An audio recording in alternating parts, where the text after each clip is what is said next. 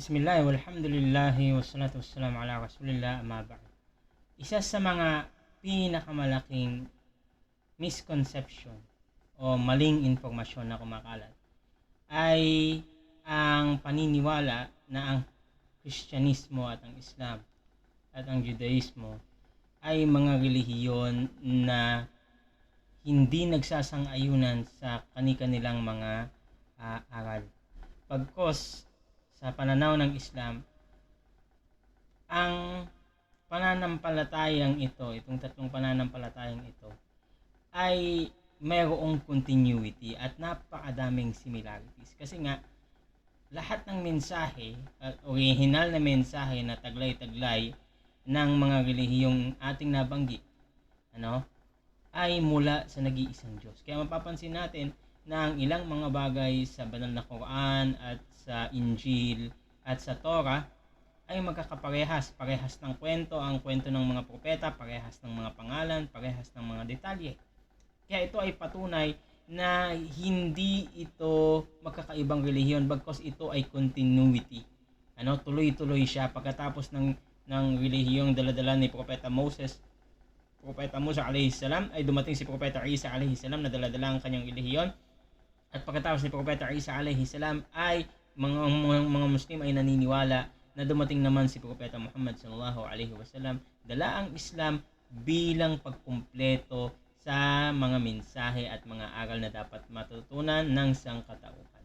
At isa sa mga pinakamagandang bersikulo na makikita natin sa banal na Quran, na nagpapatunay na ang aral ng Islam at Kristyanismo at Judaismo ay halos iisa lang, ay yung sinabi ng Allah subhanahu wa ta'ala sa Surah Al-Imran verse 64. Sabi niya, o mga tao ng aklat, ya ahlal kitab, ta'alaw ila kalimatin sawaim bainana wa bainakum. Halika kayo dito, pumarito kayo at pakinggan ninyo yung salita na kung saan parehas tayong naniniwala. Ang hindi tayo sasamba liban sa nag-iisang Panginoon. Hindi tayo sasamba maliban sa nag-iisang Panginoon. Ito yung pinaka-original na mensahe ng lahat ng mga propeta. Sa panahon ni Propeta Musa alayhi salam, siya ay nanawagan na sambahin ang nag-iisang Diyos. Maraming tinawag niya sa ibang pangalan, Elohim o Allah. At ganun din si Propeta Isa alayhi salam, Propeta Jesus Christ. Nanawagan siya na sumamba sa nag-iisang Diyos. Tinawag niya ang Panginoon sa panahon niya na Eli. At sa panahon ni Propeta Muhammad sallallahu alaihi wasallam, hindi rin niya inutos na sambahin ang kanyang sarili bagkus nanawagan siya sa mga tao na sambahin ang nag-iisang Diyos, si Allah subhanahu wa ta'ala. So dito sinasabi ng Allah subhanahu wa ta'ala, o kayong mga tao ng aklat, mga tao na naniniwala sa Injil, sa Gospel at sa Torah, pumarito kayo at magkasundo tayo sa isang bagay, isang katuruan na ating pinaniniwalaan simula nung unang panahon. Ano yun? Hindi tayo sasamba liban sa nag-iisang Panginoon. At hindi tayo magtatambal ng sino man sa Kanya. At hindi tayo sasamba sa mga Diyos-Diyosan o sa mga ribulto. At kung sakali man na hindi kayo papayag dito, hindi kayo sasang-ayon, ano ang sabi ng Allah subhanahu wa ta'ala? Kailangan bang magkaroon ng digmaan? Kailangan bang magkaroon ng kaguluhan? Hindi. Dapat malaman ninyo, fashhadu, sumaksi kayo na kami ay mga mananampalataya, kami ay mga Muslim. Yun lamang ang sinabi ng Allah subhanahu wa ta'ala. At makikita natin yung mga ganitong similarities sa Deuteronomy. Sabi ng aklat, Hear, O Israel, the Lord our God is one. Deuteronomy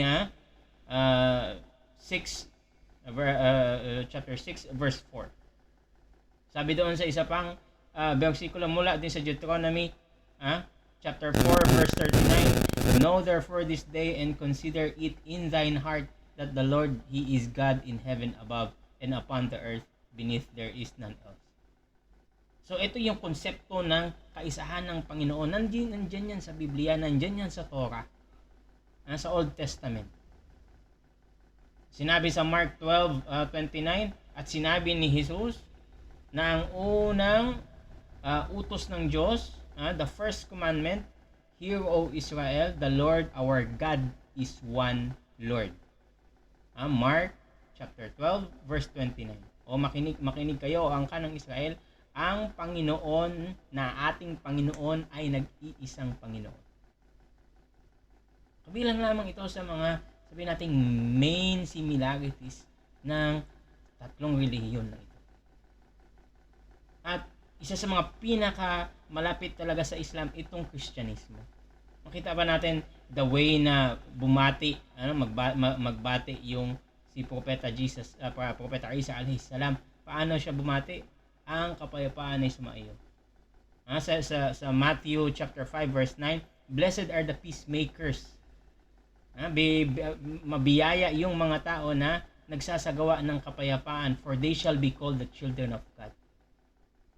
At sa mga tao na nag-aral ng linguistic, may malalaman natin at magigets kagad natin na napakaganda ng verse na ito. Bakit? Kasi yung peacemaker, kabilang sa meaning ng salitang Muslim. Kasi ang Muslim, galing yan sa verb na aslama yuslim. At kabilang sa meaning ng aslama yuslim, yung pagsasagawa ng kapayapaan. Pag sinabi mong Muslim, yung gumagawa ng kapayapaan, the one who practices peace, those who spread peace. Sa isang hadith na sinabi ng Propeta Muhammad sallallahu alaihi wasallam, akin bang ituturo sa inyo yung gawain na kapag ginawa ninyo, kayo ay makakapasok ng paraiso? Palaganapin ninyo ang salam, ang kapayapaan sa pagitan ninyo. This is a very similar practice and belief between Christianity and Islam. Isa sa mga similarities ng Kristyanismo at saka ng Islam, yung pagbibigayan at yung magbigay ka ng patago sa Matthew chapter 6 verse 4, that thine alms may be in secret, at yung pagbibigay na ibibigay mo ay patago. Sa pananampalatayang Islam, naniniwala tayo sa isang hadith na binanggit ng Propeta Muhammad sallallahu alaihi wasallam na mayroong 7 tao ang makakasilong sa araw ng paghukom sa silong ni Allah subhanahu wa ta'ala, at kabilang sa 7 tao na yaon ay yung tao na kung saan siya ay nagbigay alang-alang sa Panginoon, nagbigay siya ng charity, ng kawang-gawa, at ito ay tinago niya sa pamamagitan ng kanyang kanang kamay at hindi ito nalaman ng kanyang kaliwang kamay. Ano yung ibig sabihin? Patago mo itong ibinibigay, hindi pakitang tao, hindi pagmamayabang.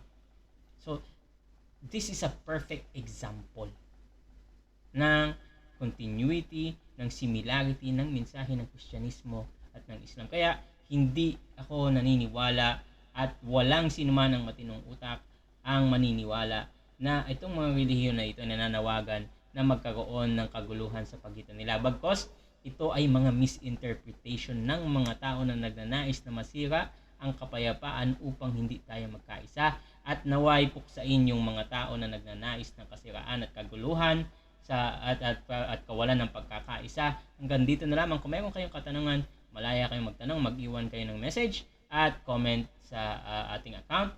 Assalamualaikum warahmatullahi wabarakatuh.